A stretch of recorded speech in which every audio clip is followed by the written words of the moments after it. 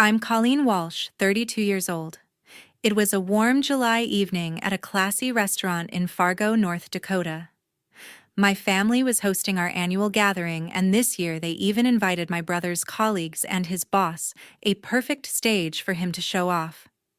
I walked in hoping for a chance to reconnect, but my mother cut me down cold.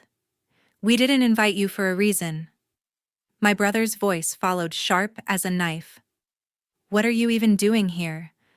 Don't let anyone know you're related to me." My chest tightened, but I stayed silent. He paraded around the tables bragging as if the recent fintech project was all his doing. I knew the truth: he had contributed almost nothing. Then the moment came. His boss stepped up to the podium, voice booming. "Let's give our thanks to Colleen Walsh, founder of Walsh Analytics, the one who saved this entire project." The room erupted in applause. My family froze. My brother's jaw dropped. My parents' eyes darted away. I stood, smiled, and said nothing about them. That night, I left the restaurant in silence, yet a strange calm washed over me. The truth had been laid bare before my brother's boss and colleagues. Deep down, I knew if I spoke even one more word, the image my brother clung to could crumble instantly. And in that moment, the balance of power within my family shifted forever. A week later, my phone wouldn't stop buzzing. A text popped up from my brother. "Don't do this. Please." Suddenly they needed me, but I was no longer the Colleen they used to dismiss. I had changed. Before diving into my story, tell me, what time is it, where you're watching, and which city are you in? I want to see just how far this story has traveled. And if you've ever lived through family drama of your own, share it in the comments. Growing up in our Fargo home, I was always the quiet one in Brendan's shadow. My brother had a knack for stealing the spotlight. His easy smile, his confident stride, the way he could charm anyone with a quick story. My mom and dad never missed a chance to praise him. "He's going places," my mom would say, her eyes bright with pride, while I sat at the dinner table picking at my food invisible. My dad would nod, adding how Brendan's charisma would open doors. Meanwhile, I was the one who fixed their computer when it crashed, or explained how to set up their email, but they never noticed. To them, I was just good with tech, like I spent my days untangling cords. When I was younger, I tried to share my dreams. I'd talk about coding, about building something big, but my mom would cut me off. "That's nice, Colleen, but let's hear about Brendan's new job." Brendan, a few years older, always had a new story. Some big meeting, some fancy client dinner. They ate it up, never asking what I was working on. I stopped trying to tell them. Instead, I poured everything into Walsh Analytics, my fintech startup. Nights at my laptop coding algorithms to streamline payment systems turned into a company that banks relied on. I was proud, but I never told my family. They wouldn't care. What hurt more was the money. For years, I'd been helping them out, paying their utility bills when they came up short, covering Brendan's rent when he forgot to budget. Thousands of dollars wired quietly from my account with no thank you. Once I sent $500 for their electric bill, and my mom texted back, "Brendan's working so hard, you know." I stared at my phone, my throat tight. I wasn't even an afterthought. Another time, Brendan called asking for $1,000 to cover his lease. I sent it, hoping he'd ask about my life. He didn't. He just said, "You're the best, sis," and hung up. I kept my work a secret, not out of shame, but because I knew they'd dismiss it. Walsh Analytics grew partnerships with major banks, a team of engineers reporting to me, a corner office in Minneapolis. I was the CEO, but to my family, I was still the girl who fixed computers. They never asked about my job, never visited my office, never wondered how I paid for their bills. My mom once said, "Brendan's in fintech, such a big deal," while I sat there running a company that powered half the transactions in the Midwest. I'd smile, nod, and change the subject. Brendan's career was all they saw. He'd landed a sales role at a fintech firm, the kind that leaned on his charm more than his skills. He'd talk about closing deals at family dinners, and my parents would beam, hanging on every word. I'd watch silent knowing his firm was one of Walsh Analytics' clients. His bosses emailed me for updates, not him. But I never corrected them. What was the point? They'd made it clear who mattered.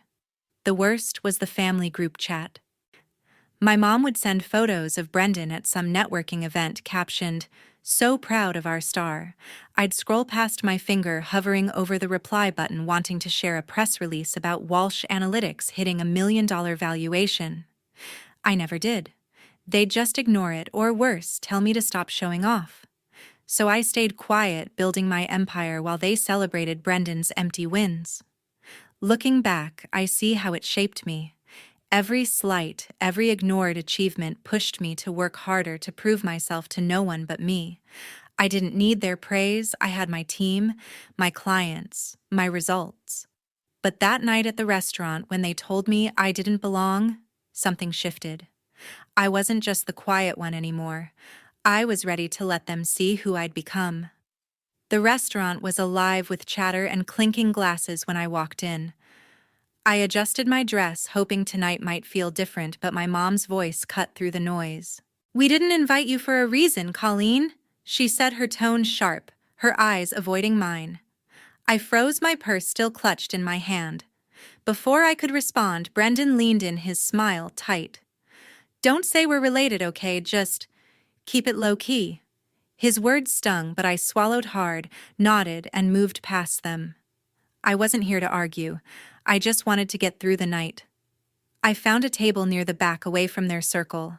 My mom and dad were already mingling, laughing with relatives, their attention glued to Brendan. He worked the room like a politician, shaking hands, tossing out easy grins. I sat alone for a moment, watching him dominate the conversation. Then my friend Stacy slid into the seat next to me. "Hey, Colleen," she said, sipping her drink. "Heard your company's killing it. Any big plans?" I smiled, grateful for the distraction. "Just scaling up, maybe a new office?" I replied, keeping it light.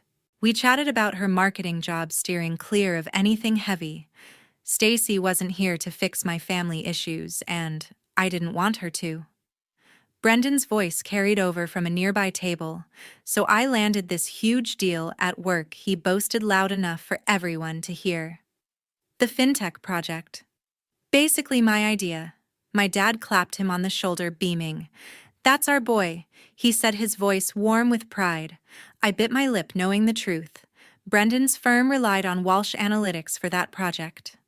My team's algorithms kept their systems running, not his charm, but I didn't say a word. Correcting him would be pointless, they'd never believe me. I sipped my water, watching my mom nod along as Brendan spun another story about his pivotal role. She laughed, her hand on his arm like he was the center of the universe. I remembered the last family dinner when I'd mentioned a new client at work. My dad had changed the subject before I could finish asking Brendan about his latest trip. Tonight was no different. They didn't even glance my way as I sat there, my plate untouched. A cousin asked me how I was, and I gave a polite smile. "Fine, thanks," I said, keeping my voice steady. I wasn't about to air the family's dirty laundry. Brendan kept going, his voice louder now. "We're about to close another major contract," he said, gesturing grandly. "I've been working late sealing the deal." My mom's eyes sparkled. "He's always been so driven," she told a family friend. I clenched my napkin under the table. Driven, he'd missed 3 deadlines on that project, and my team had to step in to clean up the mess. I'd seen the emails from his boss asking me to fix what Brendan couldn't, but here he was, soaking up the praise while I was just background noise. Stacy nudged me, sensing my tension. "You okay?" she asked quietly. I nodded, forcing a smile. "Yeah, just taking it all in." We talked about her latest campaign, a safe topic that kept me grounded. I didn't want to vent or dwell on their dismissal. I'd learned long ago that expecting them to care was a waste of energy.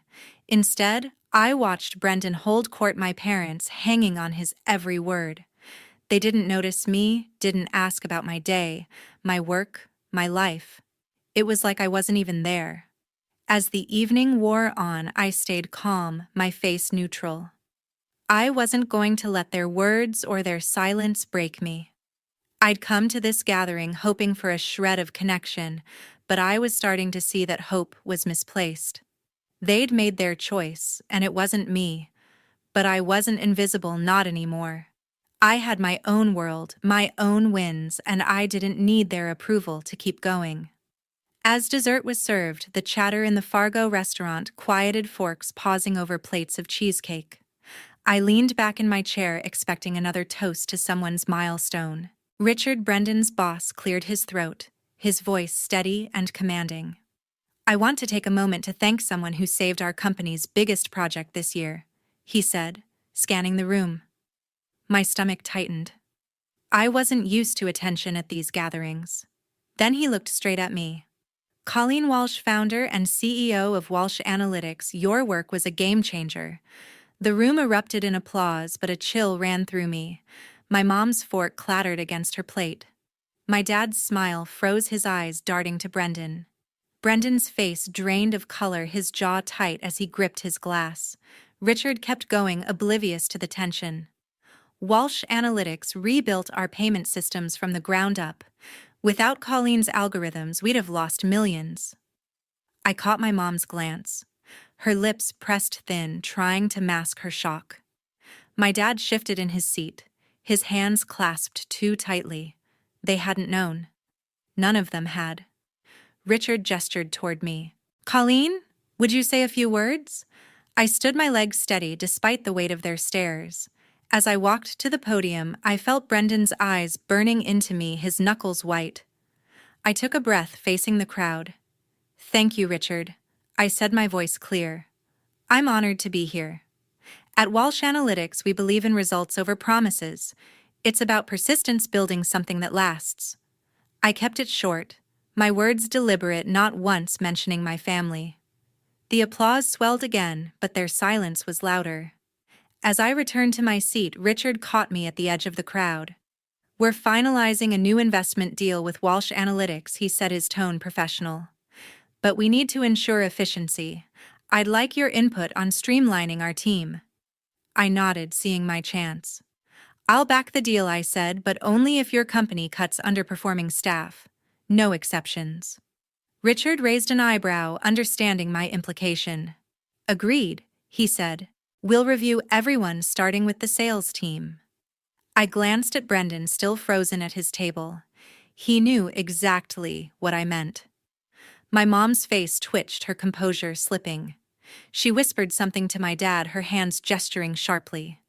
Brendan pushed back his chair, his movements jerky, like he was fighting to stay calm. I sat down, my pulse steady, watching them grapple with the truth. They'd spent years dismissing me, believing I was just good with tech. Now the room knew I was the one calling the shots. My dad tried to catch my eye, his expression a mix of confusion and unease. I looked away, focusing on my plate. The rest of the evening blurred. Relatives came over, offering congratulations, their voices warm with surprise. "I had no idea you ran a company," one aunt said, her smile genuine.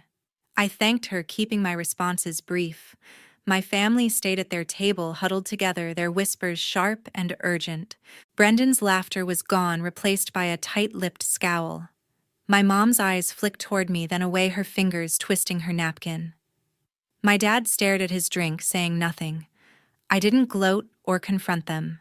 I didn't need to. The truth was out, and it was enough. Richard's words had shifted something in the room, in me.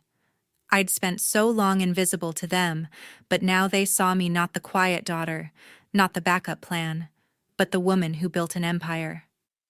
As the night wound down, I felt a quiet strength settle in. Their shock, their worry, their whispers, they couldn't touch me anymore. I was done seeking their approval. 3 days after the gathering, my phone wouldn't stop buzzing. I was at my desk in Minneapolis, finalizing a new client deal for Walsh Analytics, when a text from my mom popped up. "Colleen, we're so sorry about the party," she wrote. "We didn't realize your role. Can you help Brendan with his rent? We're short this month." I stared at the message, my chest tightening. Help Brendan. After years of being invisible to them, now they wanted my money. I set the phone down, my fingers trembling, and didn't reply. The next morning, a voicemail from my dad appeared. "Colleen, we're proud of what you've done," he said, his voice low and deliberate. "But Brendan's in a bind. You're doing so well, can you cover his bills just this once?" I listened. My jaw clenched. Proud. They'd never cared about my work before, never asked how I built a company from scratch. I deleted the voicemail, focusing on a spreadsheet. Their words felt like a transaction, not an apology. That afternoon, an email landed in my inbox from Brendan. "You made me look like an idiot at the party," he wrote, his tone sharp. "You could have told me you were the big boss. Now I'm in trouble at work, and you're just sitting there with your fancy company. Help me out, Colleen, or this gets worse." I read it, my stomach twisting. He thought I owed him, as if my success was his to claim. I closed the email, my hands steady but my heart racing. He didn't deserve a response. I opened my banking app, staring at the history of payments I'd made for years. Utility bills for my parents when their account was overdrawn. Rent for Brendan's downtown apartment when he couldn't make it work. $1,000 for their water heater last winter. Every transfer was a silent hope they'd see me value me. They never did. I hovered over the recurring payments: electricity, gas, Brendan's lease, and canceled them all. The screen confirmed the changes, and a weight lifted. I wasn't their ATM anymore. Sitting back, I thought about their messages. My mom's text wasn't about regret. It was about Brendan's rent. My dad's call wasn't about me. It was about saving their favorite. Brendan's email wasn't an apology. It was a demand dressed as blame. I'd spent years propping them up, wiring money while they praised his empty wins. No thank you, no questions about my life, just expectations. I was done. I turned my phone to silent, the screen dark. My office hummed with activity emails from my team, updates on a new algorithm, a pitch for a major bank. Walsh Analytics was my world, built from late nights and hard choices. I didn't need their approval to keep it growing. I opened a client proposal, my focus sharp.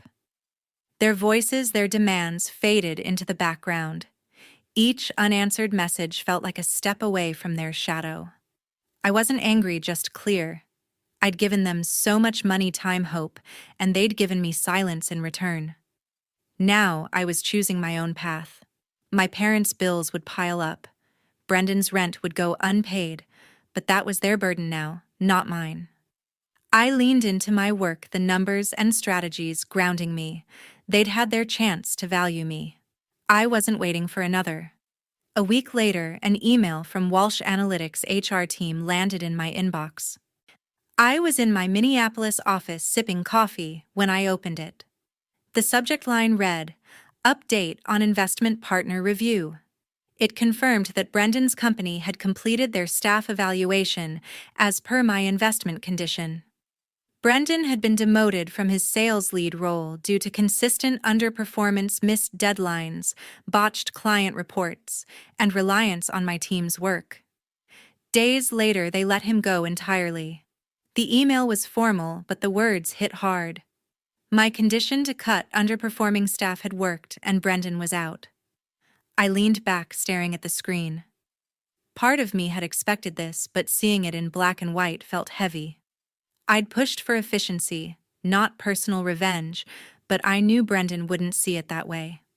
I closed the email and got back to work, preparing for a board meeting. My focus was on scaling Walsh Analytics, not dwelling on his fallout. That evening, my doorbell rang.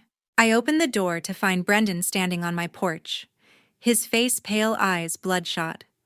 "Colleen, you have to fix this," he said, his voice breaking. "I lost my job because of you. You're the CEO, you can call them. Get me back." I stood frozen, my hand on the door frame. He stepped closer, his hands shaking. "I can't pay my rent, my car, everything's falling apart. You owe me this." His words stung, but I held my ground, my expression calm. Before I could respond, Stacy pulled into my driveway. She'd planned to drop by for dinner, unaware of the scene unfolding. "Everything okay?" she asked, stepping out of her car, her eyes flicking between us. I nodded slightly, but Brendan kept talking, his voice rising. She's acting like she's better than me, he snapped. She got me fired, Stacy. Tell her to help me. Stacy crossed her arms, her face neutral. Colleen doesn't owe you anything, she said firmly. You're asking her to fix your mistakes. Her words grounded me. I took a breath, looking at Brendan. You need to take responsibility, I said, my voice steady. I didn't fire you. Your company did because you couldn't deliver. I built Walsh Analytics from nothing, and I won't undo my decisions to bail you out. His eyes widened, his mouth opening to argue, but I raised a hand. This isn't about revenge. It's about accountability. You've leaned on me for years now, it's on you. Brendan's shoulders slumped, his face a mix of anger and desperation. You're really going to let me sink? He asked, his voice quieter now. I didn't flinch. You're not sinking, I said. You're starting over. Figure it out. Stacy stepped closer, her presence steadying me. You've got this, Colleen, she said softly. You don't have to carry his weight. I nodded, grateful for her support. She didn't try to solve the problem or soften the moment, just reminded me I was doing the right thing. Brendan turned away, muttering under his breath, and walked to his car. The engine roared as he sped off, leaving silence in his wake. Stacy and I went inside, and over dinner she listened as I vented. You did what you had to, she said, her tone warm but firm. He's had every chance to step up, and he didn't. You're not his safety net. Her words settled something in me. I'd spent so long feeling invisible, but Stacy saw me, my strength, my choices. It was enough. Back at the office the next day, I dove into work. A new client contract needed my approval, and my team was prepping for a product demo.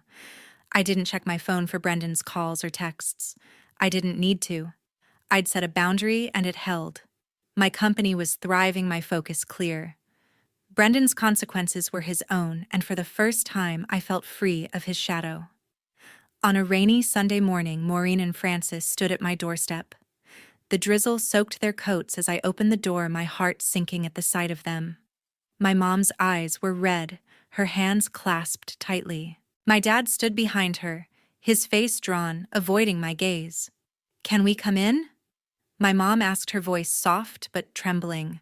I hesitated, then stepped aside, letting them into my Minneapolis living room.